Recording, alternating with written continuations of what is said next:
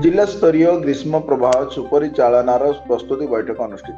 गजपति जिला पालाखमुंडी स्थित जिलापाल सम्मेलन कक्षठारे आज जिला स्तरीय ग्रीष्म प्रवाह सुपरिचालनार प्रस्तुति बैठक जिलापाल अक्षय सुनील अग्रवाल अध्यक्षतार अनुष्ठित हो जाइछि। चलित ग्रीष्म प्रभाव में सतर्क रहा सहित चलित मार्च मासठारु जून मास मध्य अंशुघातर मुकाबला समस्त विभाग अधिकारी को सचेतनता और सतर्कता अवलंबन करने को परामर्श दि जाइछि। से नहीं जिलार समस्त लाइन विभाग अधिकारी पुंखानुपुंख आलोचना करा जायतिला।